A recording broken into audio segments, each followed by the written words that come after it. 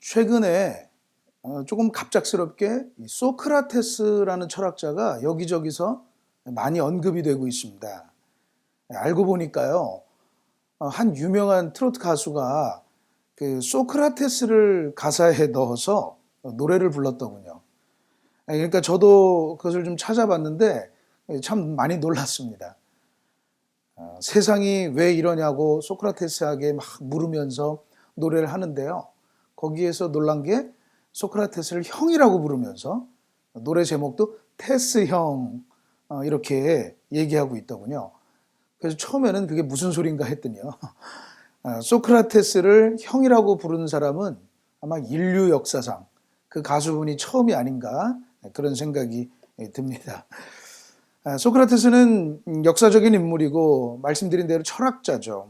모두가 뭐 모르는 분이 없을 것 같은데요. 근데 특히 그분이 유명한 것이 억울하게 죽었던 것으로 참 유명하죠.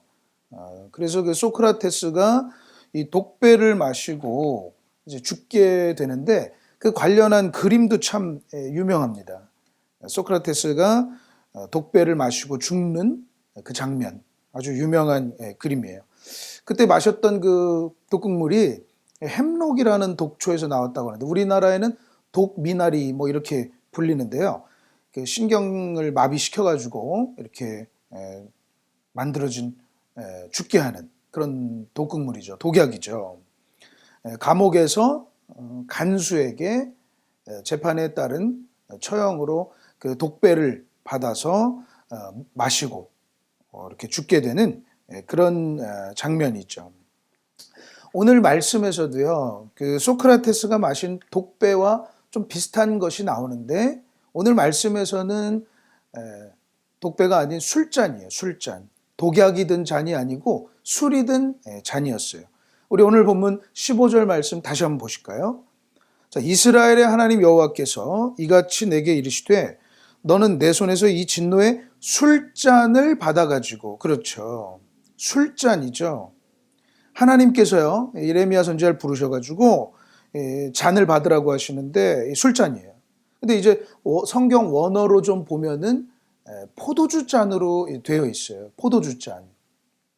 왜 오늘날에도 이 포도주, 와인을 마시는 잔이 이렇게 좀 만들어지고 이렇게 판매되고 하고 있지 않습니까? 뭐 여하튼요. 하나님께서 그 예레미야 선지자에게 그 와인잔, 포도주 잔을, 그 술잔을 주시는 것이고 이제 예레미야가 그 받는 것으로 그 장면이 시작이 돼요. 근데 생각해 보면 여기까지는 꼭 무슨 그 왕이 큰 공을 세운 뭐 어주라고 하나요? 그 큰 공을 세운 신하에게 이렇게 술을 건네주는, 술을 하사하는 듯한 뭐 그런 장면이 연상이 돼요. 근데 그 뒤에 말씀을 보니까요, 그 잔을 받아가지고 그 술잔을 받아서 자기가 마시는 게 아니라 어떻게 되냐면 그 뒤에 보실까요?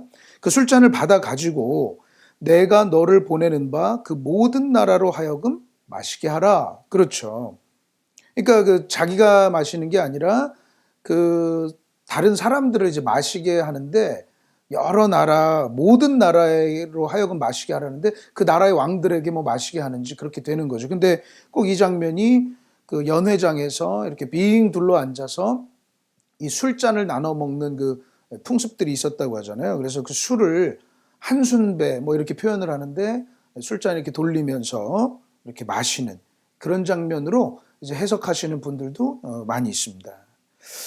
근데 여하튼 그것이 이제 포도주가 담긴 그 잔에 담긴 포도주, 술을 마시는 것이라고 마시라고 하시는 말씀인데 여러분 생각해 보면 우리가 술을 왜 먹습니까? 왜 술잔을 돌리고 왜 그러죠? 당연히 기분이 좋게 하고 뭔가 좀 이렇게 분위기를 띄우고 좀 축하하고 뭔가 이렇게 흥겹게 하는 그런 것으로 우리가 술잔을 돌리잖아요. 아시나요? 그런데 예레미야에게 하나님께 주셨던 술잔은 좀 다른 의미를 가지고 있어요. 16절을 계속해서 좀 보면 오늘 좀 말씀을 계속 잘 따라오시기 바랍니다. 16절의 말씀을 보니까요. 그들이 마시고 비틀거리며 미친 듯이 행동하리니 이는 내가 그들 중에 칼을 보냈기 때문이니라 하시기로. 그렇죠. 마시고 비틀거리고 미친 듯이 행동한다는 거예요. 취하면은 그렇게 되는 거죠. 취하면 그렇게 되는 거예요. 그렇게 취하게 되는데 이는 그 뒤에 보면 이는 내가 그들 중에 칼을 보냈기 때문이다 이렇게 말씀하는데 여기서 이 칼이라는 것은 이 전쟁을 상징해요. 전쟁이 일어난다는 거예요. 그런데 이 부분이 우리가 보면은 뭐 그 칼이 이렇게 뭐 때문이다 이렇게 번역을 하는데 사실은 이게 조금 좀 어색한 그 표현이고 우리가 그 전쟁 통해 전쟁이 일어나서 이렇게 전쟁 중에 이런 식으로 번역을 해도 맞아요. 그래서 실제로 우리 공동번역이라는 성경에서는 어떻게 되어 있냐면 내가 일으킨 싸움이 한창인데도 사람들은 이 술을 마시고 정신없는 사람처럼 뭐 이렇게 돼 있어요. 그러니까 싸움 중에도 사람들이 그렇게 취해 있다는 거죠. 그런 해석들이 그런 번역이 그런 해석이 조금 더 매끄럽고 자연스럽지 않은가 싶은데요. 이게 정리해 보면 어떤 겁니까? 전쟁이 일어났는데도 사람들이 술 마신 것처럼 비틀거리고 미친 것 같고 이렇게 한다는 거죠. 그러면 어떻게 되겠어요, 여러분? 전쟁이 일어났는데 사람들이 취해서 비틀거리고 미친 사람처럼 막 길거리에 누워있고 이러면 어떻게 되겠어요? 당연히 그 전쟁에 대응하지 못하겠죠. 그러니까 이 술잔은 이 예레미야에게 주시고 술잔 여러 나라 사람들에게 마시게 하는 그 왕들과 사람들에게 마시게 하라는 이 술잔은요 그런 역할을 하는 거예요. 그러니까 결국 어떤 거죠?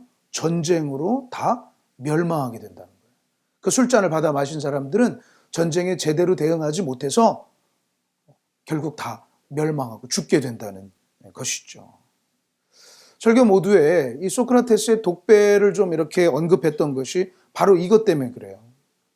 소크라테스가 마신 술잔은 사람을 죽음으로 이제 죽게 하는 그런 독극물을 담은 독잔이었다면 독배였는데 오늘 이 본문에 나오는 이 술잔은요 바로 역시 마찬가지로 죽음으로 이끄는 술잔이었지만 죽음으로 이끄는 술잔, 즉 심판의 술잔이었던 것이죠.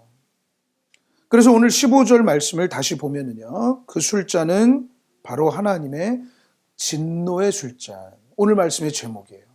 진노의 술잔이라고 그렇게 되어 있어요. 자, 오늘 그 술잔 이야기를 조금 더 나가봐야 되는데요. 17절을 계속해서 좀 보겠습니다.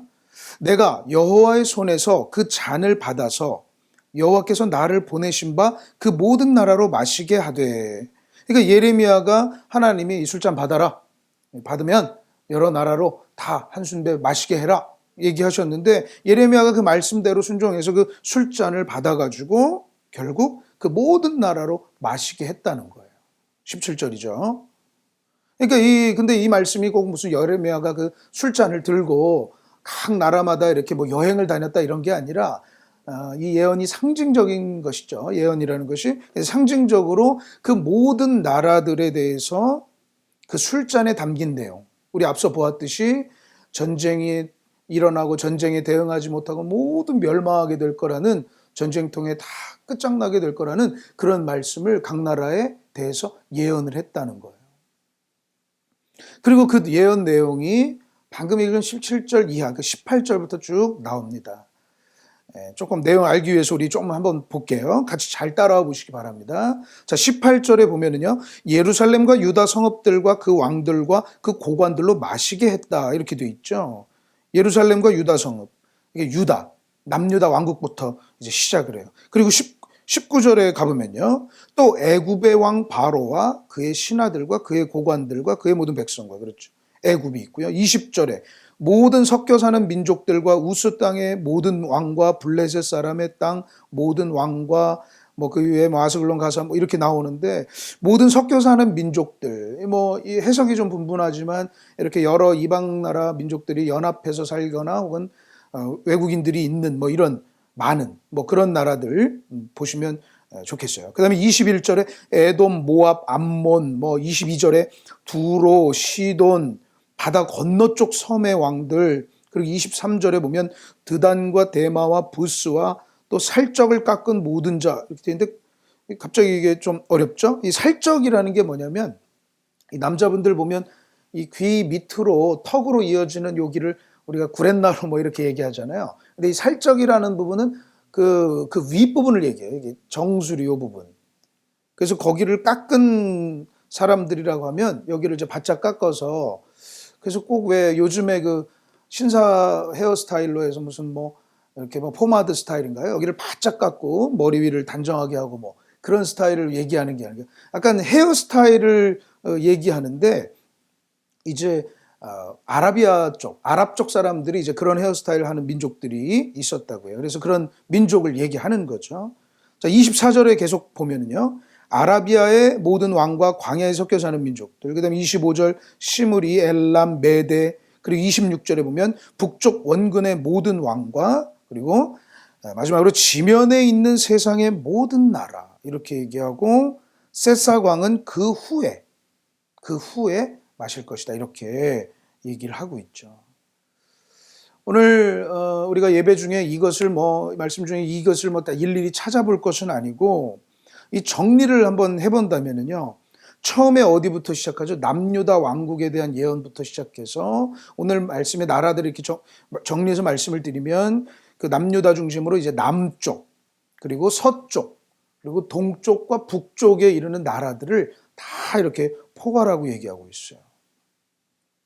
22절 같은 데 보면 바다 건너쪽 섬들까지도 얘기하고요. 그러니까 예루살렘 유다 왕국의 예루살렘 인근으로부터 전 세계가 다 전쟁에 휩싸이게 된다는 거죠. 지면에 있는 세상의 모든 나라들이 술에 취한 채로 그 술잔을 받아 마신 것서 다 술에 취하고 비틀거리는 것처럼 전쟁이 일어나는데도 제대로 대응하지도 못하고 다 그 전쟁의 심판의 그 불길 속에 다 멸망하게 된다는 거예요. 그리고 특이한 점이 하나 있는데요. 마지막 절 한번 다시 보세요. 맨 마지막에 세삭 왕은 그 후에 마시리라 하면서 이 세삭 왕이라는 것이 나오는데, 이것이 바로 바벨론을 얘기하거든요. 근데 이게 왜 특이하냐면 이 예언 속에 이 전쟁을 바로 이 바벨론 나라가 시작하고 수행해 가거든요. 우리 남유다도 바벨론으로 인해서 멸망하는 걸 알고 있죠. 그래서 남유다 주변의 세상 모든 나라가 이 바벨론이라는 어마어마한 대제국을 통해서 그들의 정복 전쟁을 통해서 다 멸망하게 된다는 거예요. 그런데 뭐가 특이하다고요?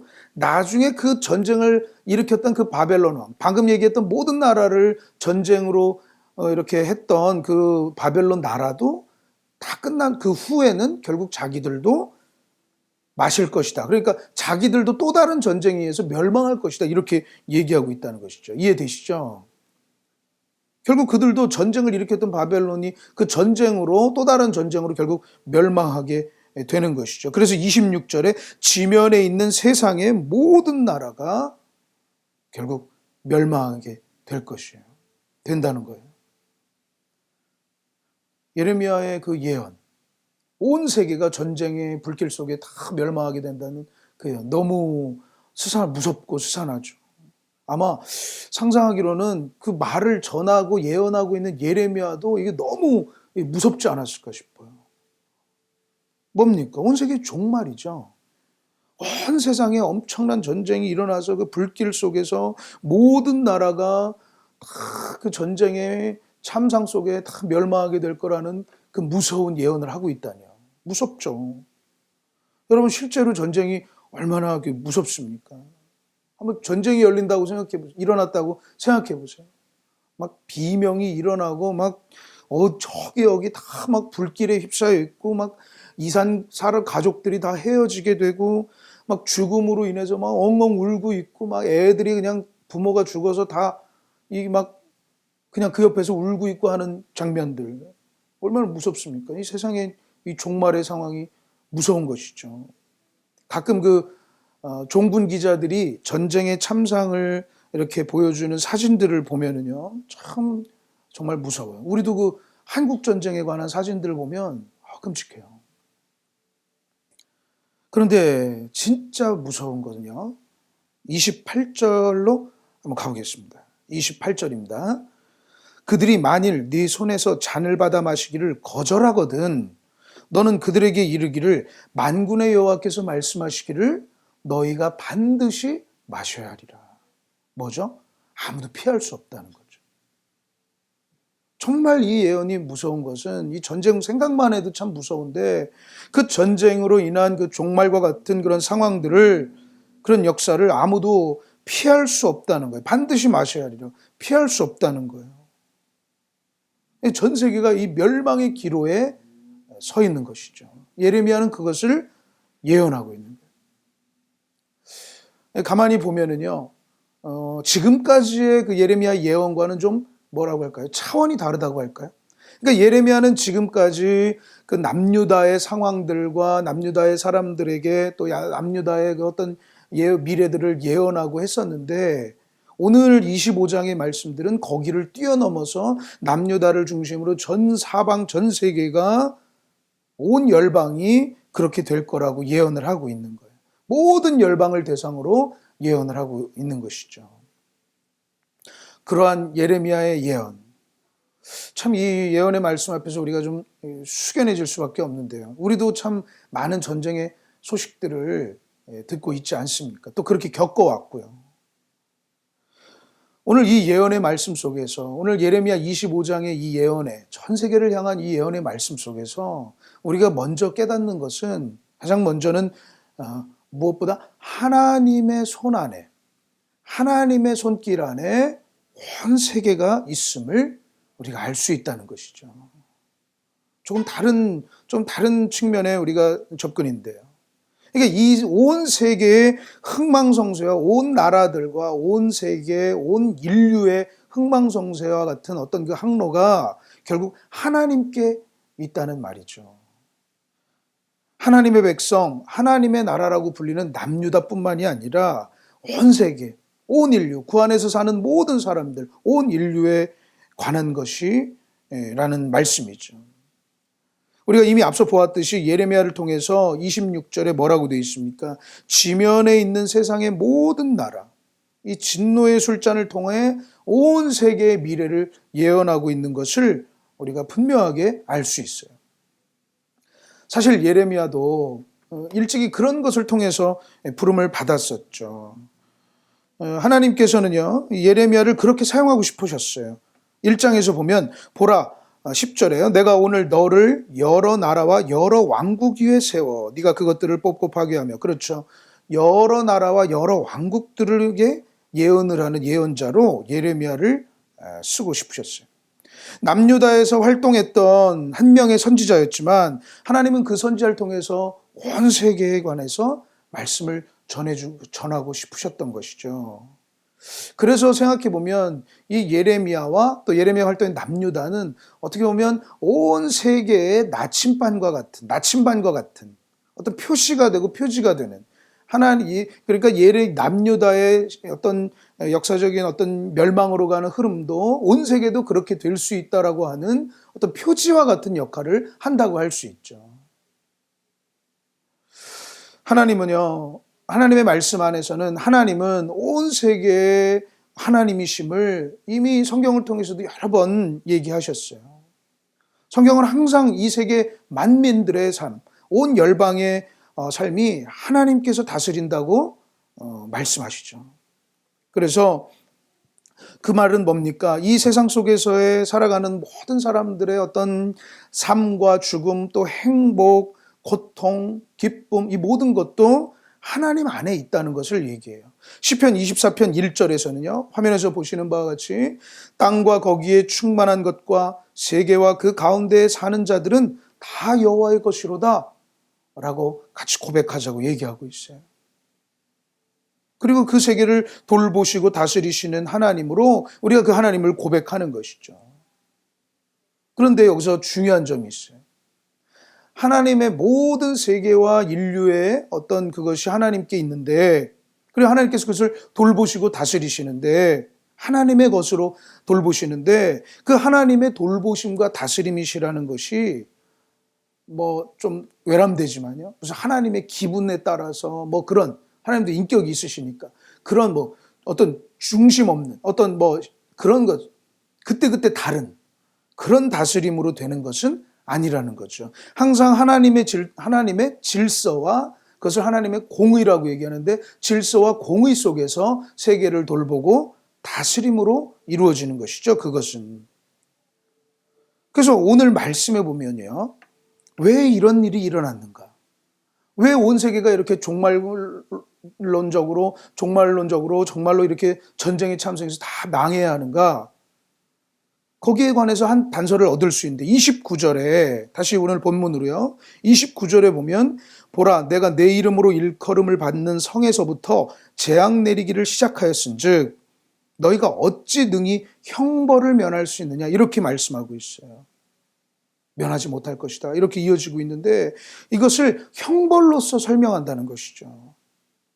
장차 그것이 바벨론으로까지 이어지는데요. 형벌이라는 게 뭡니까? 어떤 질서나 법을 지키지 않은 것에 대한 대가로서 주어지는 것이죠. 형벌, 벌이라는 게 말이죠. 잘하고 있는데 벌 주진 않잖아요. 뭔가를 어기고 지키지 않고 무시했기 때문에 벌을 받게 되는 것이죠. 그러니까 오늘 이 예레미야를 통한 진노의 술잔이 온 열방에 주어지고 결국 그것을 마시면서 이런 이 참상을 겪게 되는 것이 멸망으로 가는 것이 결국 그들 나라의 행위에 따른 결과라는 거예요. 하나님은 그렇게 이 세상을 돌보시는 것이죠. 시편 96편에도 보면요. 아름답고 거룩한 것으로 여호와께 예배할지어다. 온 땅이여 그 앞에서 떨지어다. 모든 나라 가운데서 이르기를 여호와께서 다스리시니 세계가 굳게 서고 흔들리지 않으리라. 그가 만민을 공평하게 심판하시리라 할지로다. 그렇죠.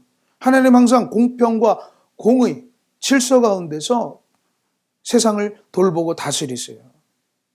그러니까 하나님은 이 세계를 다스리시는데 그걸 공의롭게 하기 때문에 오늘날 이 예레미야를 통해서 남유다와 온 세계가 이렇게 끔찍한 전쟁 속에 멸망하게 되는 것도 결국에는 형벌, 벌이라는 것이었고 그것은 결국 진노의 술잔을 마시게 되는 것.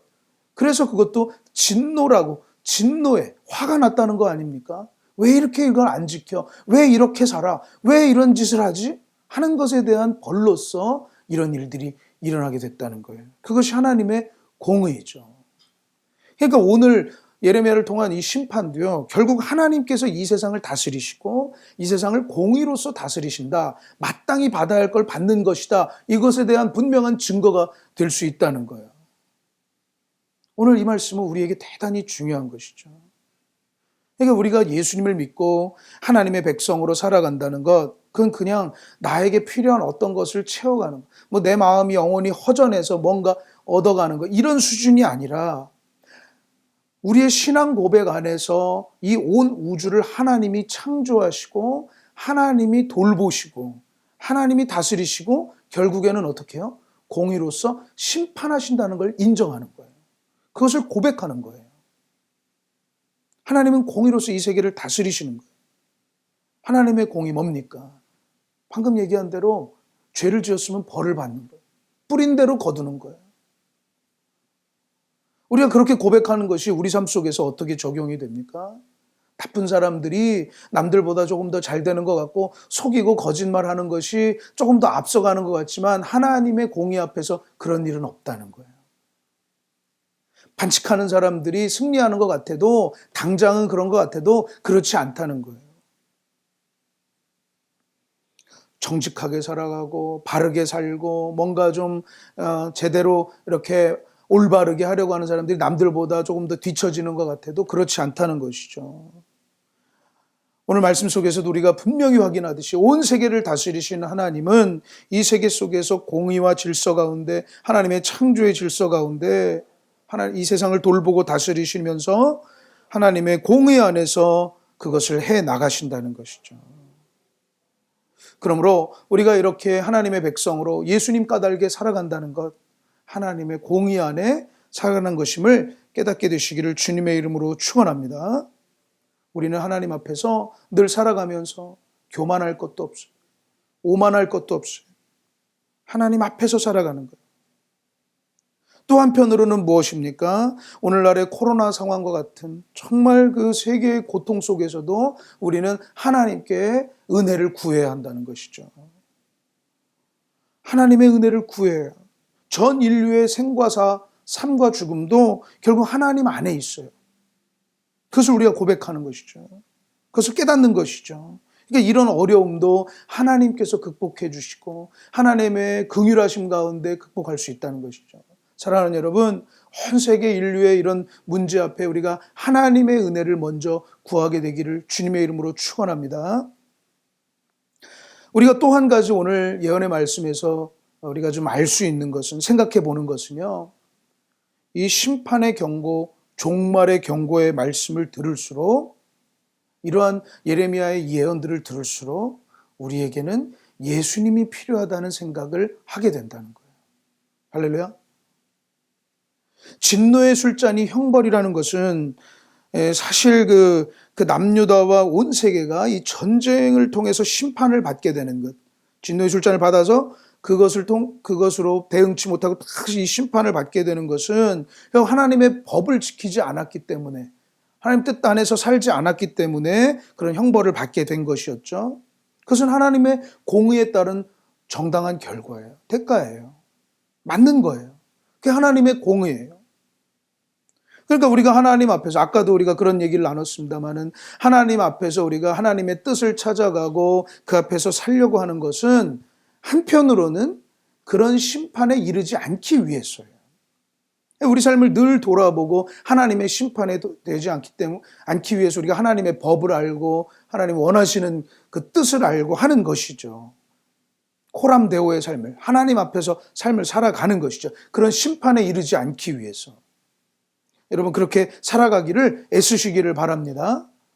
그런데 문제가 있어요. 문제가 있어요. 뭡니까? 그게 잘 안 된다는 거예요. 그 하나님의 그 법과 질서 안에서 살아가는 게 이게 생각처럼 안 된다는 거예요. 사실 이 법이라는 것은 굉장히 단호한 거예요. 아주 좀 거칠게 얘기하면 정의와 공의라는 거는 아주 살벌한 것이에요. 왜 그러냐면, 여러분 생각해 보세요. 법을 100번을 잘 지켜도, 법이라는 건 100번을 잘 지켜도 한 번만 어기면 그건 범법자가 되는 거예요. 그렇죠? 그렇잖아요. 내가 운전을 하는데 10년 동안 무사고였어요. 그런데 이번에 어떤 큰 사고를 냈어요. 그러면 10년 동안 무사고였으니까 당신 이번 사고는 봐줍니다. 이렇게 합니까? 아니에요. 면허 뺐습니다. 면허 뺏깁니다. 아무리 내가 10년간, 15년 혹은 20년, 30년을 내가 교통관련법을 잘 지키고 했어도 단 한 번 큰 사고를 내서 피해를 입으면 그거 뺏기는 겁니다. 운전 못해요. 법이라는 건 그런 거예요. 아무리 열심히 잘 지켜도 한 번만 어기면 그것이 범법자가 되고 죄인이 돼서 벌을 받게 되는 것이죠. 그래서 만약 정의와 공의만으로 세상이 이렇게 움직여진다면 아주 살벌한 세상이 될 거예요. 냉랭한 사회가 될 것이에요. 또 한편으로는 어떤 사람들은 그래서 그 법이 싫고 해서 그냥 떠나서 내 마음대로 살겠다고 살아가는 것이죠. 하나님의 법도 싫다고, 이거 귀찮다고 내 마음대로 살겠다고 떠난 것들이 있죠. 마치 에덴의 동쪽 놋 땅에다가 그 가인이 따로 집을 짓고 사는 것처럼, 또 우리 예수님 비유하셨듯이 아버지의 집을 떠나서 멀리 떠나서 자기 마음대로 살아보겠다는 그 탕자처럼 살은 것이죠. 만약 우리가 그렇게 법을 어기고 또 법을 싫다고 떠나서 산다면 우리는 예레미야가 나누어주는 이 진노의 술잔을 역시 그 당시의 나라들처럼 피할 수 없을 것이에요. 그런데 참 우리에게 하나님께서 은혜를 주신 것은, 우리가 오늘날 은혜 가운데 산다고 하는 것은 하나님께서 그런 우리를 잘 아신다는 것이고, 그것으로 말미암아 하나님께서 다른 한 가지 방법을 우리에게 제시해 주셨다는 것입니다. 그것이 누구십니까? 예수 그리스도이십니다. 이 부분에 대해서 이 로마서에서 특히 3장에서 참 잘 설명하고 있는데요. 로마서 3장으로 우리가 가보면요, 하나님의 그 법, 하나님이 세우신 공의, 이 세계를 다스리신 하나님의 공의가 있는데, 그 공의 외에 하나님의 법, 하나님의 공의가 또 한 가지가 따로 나타났다는 거예요. 한 21절쯤 말씀인데요. 그 하나님의 질서, 하나님의 공의가 있는데 잘못하면 그렇게 심판받아야 되는, 진노의 술잔 받아야 되는 공의가 있는데 하나님께서 다른 한 가지 법을 하나 주셨다는 거예요. 그것이 예수 그리스도이시고 그 예수 그리스도를 믿음으로 말미암아 이제는 이 법을 이기는 하나님의 의가 미치게 되는 거예요. 놀라운 것은 그것은 또 차별이 없어요. 차별이 없다는 겁니다. 어떤 사람에게는 적용되고 어떤 사람에게는 적용되지 않는 그런 게 아니라는 거예요. 모든 인류에게 차별이 없는 법이라는 거죠. 놀랍죠? 그리고 그 다음에 그 유명한 구절이 뭐라고 되어 있습니까? 모든 사람이 죄를 범하였음에 하나님의 영광에 이르지 못하더니 그리스도 예수 안에 있는 속량으로 말미암아 하나님의 은혜로 값없이 의롭다 하심을 얻은 자 되었느니라. 그렇죠. 값없이 얻게 되었어요. 할렐루야. 이것이 어떻게 가능했을까? 이것이 어떻게 가능했을까? 바로 속량으로 그렇게 된 것이죠. 이 속량이라는 단어가 우리의 믿음 안에 굉장히 중요해요. 예수 안에 있는 속량으로 말미암아 그것이 이루어진 거예요. 그 법이 작동이 되기 시작한 것이죠. 그것은 뭡니까? 그 뒤에 25절에 나오지만 하나님의 화목제물이 된 것이에요. 오늘 각자 로마서 3장을 좀 찬찬히 읽으시면서 한번 묵상해 보시기 바랍니다. 그래서 예수 그리스도를 믿음으로 구주로 영접한 사람들에게는 그 하나님의 그 공의와 질서보다도 그것을 정말 극복하는 예수 그리스도의 속량하심으로 말미암아 주시는 예수 그리스도의 은혜가 우리를 의롭게 하신다는 것이죠. 의롭게 하는 거예요. 근데 그것이 그냥 된 게 아니라 어떻게 해요? 화목제물, 제물이 되었다는 거예요. 여러분, 제물이 우리가 그냥 흔히 제물 얘기하지만 제물이 되려면 어떻게 합니까? 모든 것이 해체되고 불로 태워서 죽임을 당해야 돼요. 예수님이 그렇게 하신 것이죠. 예수님께서 우리 대신 죽으심으로 그 일을 이루신 것이었어요. 십자가의 죽으심으로 그것을 이루신 것이었어요. 할렐루야. 우리 예수님을 찬양합니다. 예수님께 감사합시다. 그것이 우리가 십자가를 자랑하는 이유가 되는 것이죠. 무슨 얘기입니까? 이제 구주로 영접한 사람들에게는 그것을 정말로 이제 피할 수 있는 길이 열리게 된 것이죠. 그것은 무엇이에요? 예수 그리스도를 통해서 하나님께로 돌아올 수 있게 됐다는 얘기예요. 그것이 결국엔 늘 예레미야가 외치던 것이었죠. 오늘 25장까지 남유다 중심으로 예언을 하던 이 예레미야가 계속해서 외쳤던 게 뭡니까? 심판받을 것이다. 하지만 어떻게 해라? 하나님께로 돌아와라. 하나님께로 돌아오면 피할 수 있다라고 늘 얘기해도 우리 살 수 있다. 그렇게 얘기한 것이죠. 하나님이 원하시는 대로 심지어 포로가 될지언정 그렇게 해라. 순종해라. 라고 얘기했던 것이죠.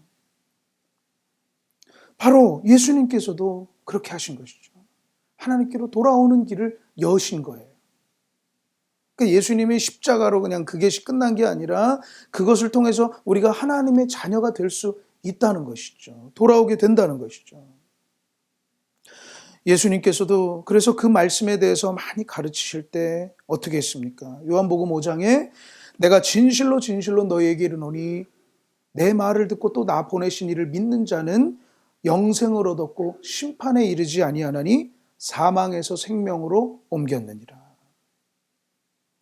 사망에서 생명으로, 심판에서 영생으로 옮기게 된 것이죠.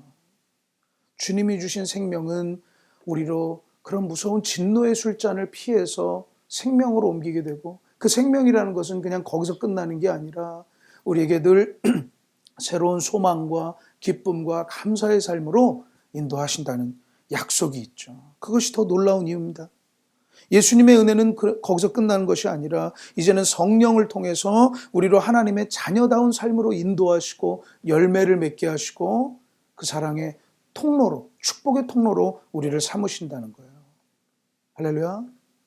오늘 예레미야 25장을 통해서 우리는 다시 한번 예수님의 놀라운 사역과 그 은혜를 깨닫게 될 수 있다는 것입니다. 진노의 술잔은 이제 우리가 받을 것이 아니에요. 예수를 믿은 우리에게는 진노의 술잔 받은 것이 아니에요. 그래서 우리 그리스도인들은 모든 과거에서도 다 자유할 수 있습니다. 만약 그 과거에 매여 있다면 우리는 언젠간 그 벌을 받아야 할 거예요. 어떤 분들은 이게 너무 심각해서 내가 지은 죄를 내 자식들이 받는다. 혹은 우리 부모가 잘못해서 내가 이 벌을 받는다라는 그런 생각까지 하는 분들도 실제로 많아요. 하지만 그런 진노의 술잔들, 물론 받아야 합니다. 잘못했으면 벌을 받는 게 맞아요. 하지만 예수 그리스도 안에서 그것은 아무런 효력이 없어지게 된 것이죠. 정확하게 얘기하면 예수님께서 대신 마시신 것이죠. 할렐루야. 그러므로 우리 그리스도인들은, 우리 성도들은 예수님의 은혜에 늘 감사하며 또 이제는 예수님 말씀에 따라 살며 예수님이 주신 기쁨과 감사의 법 안에서 살아가며 그 주님이 주시는 성령으로 충만하기를 늘 사모하며 우리가 살아가야 될 줄로 믿습니다. 그것은 결국 또 하나님의 뜻을 이루는 삶이 될 것이에요. 예레미야서는요, 우리가 보시면 총 52장으로 되어 있어요. 그리고 구약 성경에서는 가장 긴 책입니다. 목사님, 시편이 더 긴데요? 근데 단어 수로 따져보면 예레미야서가 시편보다 더 많아요. 실제로 구약 성경에서는 그런 식으로 따지면 제일 많은 책, 긴 책이라고 볼 수 있겠죠. 그리고 오늘 이 25장이 그 예레미야의 일부에 해당하는 그 말씀이었어요. 얌유다 왕국에 닥칠 심판에서부터 또 오늘 그것을 사실 우리가 그 부분은 보지 않았지만 그 부분을 정리하는 부분, 또 뭐 같은 내용이지만 열방에까지 그 심판의 예언을 하는 부분까지 우리가 보게 되었습니다. 오늘 이 25장으로요, 이 예레미야 설교는 2020년의 설교는 이제 마무리하려고 그래요. 그동안 이 예레미야서를 보면서 예레미야가 처한 그런 위기의 상황이 오늘 우리가 처한 상황과 비슷하지 않는가 생각을 하면서 그러면 예레미야가 했던 것처럼 오늘 우리 교회는 무엇을 해야 되는가를 생각해 보고자 했어요. 그래서 이 땅에서 나팔을 불어야 하고 이 땅의 잘못을 때론 지적해야 하고 선포해야 하고 그 가운데서도 오늘 말씀에서는 뭡니까? 예수 그리스도의 은혜를 또한 선포하고 나누어야 한다는 것이 교회의 사명이었던 것을 우리가 확인할 수 있었죠. 예레미야가 처한 그 위기의 시대, 온 세계가 종말로 치닫는 그런 시대와 같은 속에서 예레미야가 하나님의 말씀을 선포하며 결국에는 하나님께로 돌아오라고 했던, 결국에는 하나님이 이 세계를 다스리시고 결국 예수 그리스도를 통해서 진노의 술잔을 피할 수 있다고 얘기한 것처럼 구원이 그 안에 있다고 얘기한 것, 그것을 보여줬던 것처럼 오늘날 우리 교회와 우리 성도들도요, 온 세계가 하나님께 있음을 우리가 선포하면서 예수 그리스도를 통하여 우리가 구원에 이르고 하나님의 자녀의 법을 회복할 수 있다는 것을 우리가 정말 선포하는 교회와 성도들 되기를 원합니다. 그리고 그 구원의 기쁨들을 우리가 누리면서 고백하면서 그것을 이웃들과 나누기를 원합니다. 그런 교회와 성도님들 되기를 주님의 이름으로 축복하고 그렇게 함께 세워갔으면 좋겠습니다. 다 같이 기도드리겠습니다.